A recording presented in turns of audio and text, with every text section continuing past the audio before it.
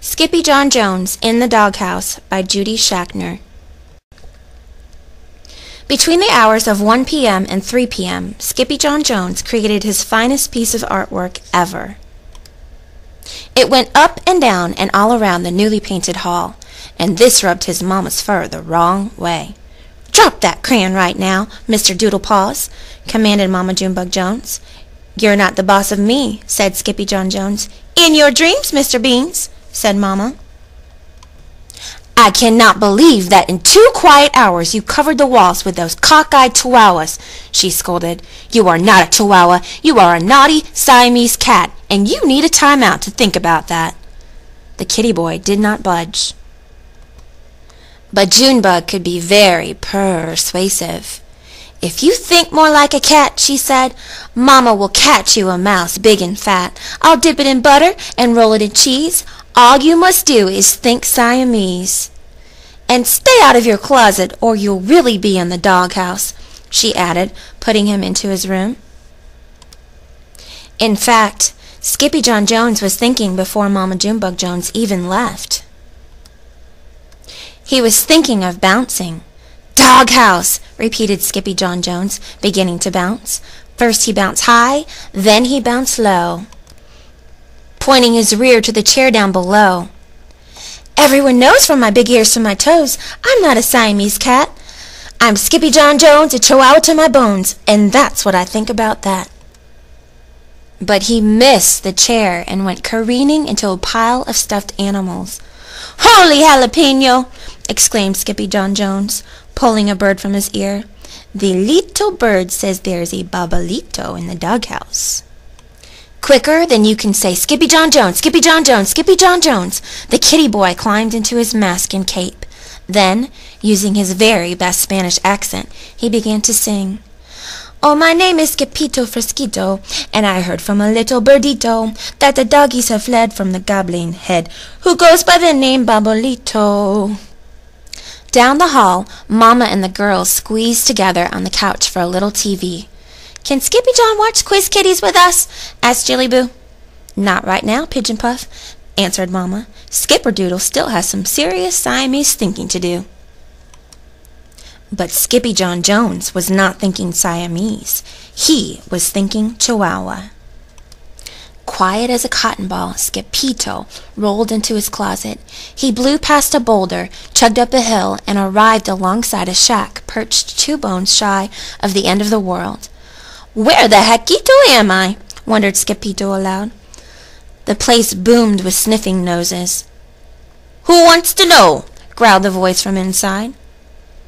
"It is I, El Skippito Fresquito, the great sword fighter, the great bumblebee eater, the great fly defeater, the great spider biter, the greatest poco perito of all," said Skippito. Suddenly, a rope cut the air with a snap-beeto and wrapped around his paw.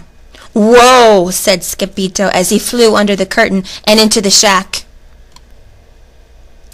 The house was chock full of chihuahuas. They were cavorting in the cupboards and splashing in the sink.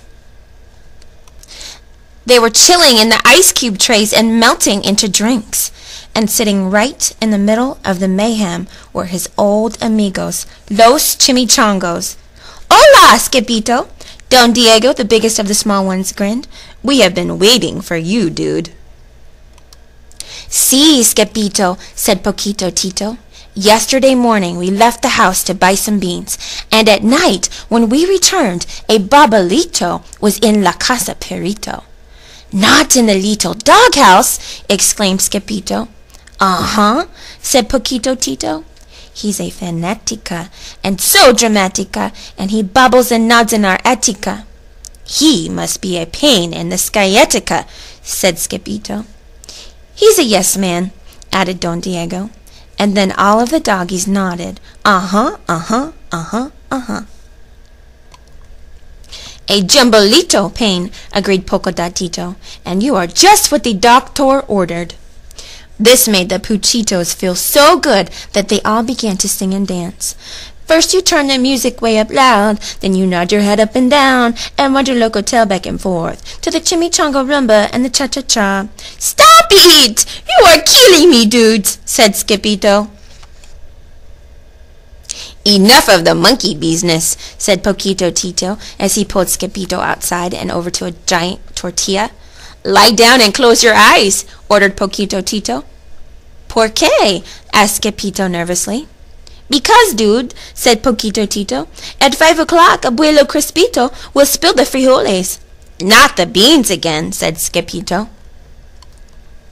At 5 bells, a chihuahua as old as Montezuma popped up out of a holy boulder, and Patooey brought forth 3 beans.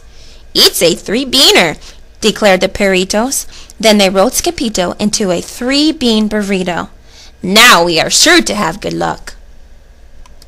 Then the burrito was packed onto the skateboard with the rest of the Puchitos, and together they rolled over the cliff into the Valley of the Dogs, singing as they went. Yes, sirree, sirrito, it's the return of our boy El Skippyjo. A bird in his ear said we needed him here. It's kaboom to the big babolito. Los chimichangos and the burrito blew into the town of Pato Pato Gonzo faster than a flea on a flying furball. To the right of the square stood La Casa Perrito. Mira, Skippyjo, howled Don Diego. The nodding babolito is up in the attica.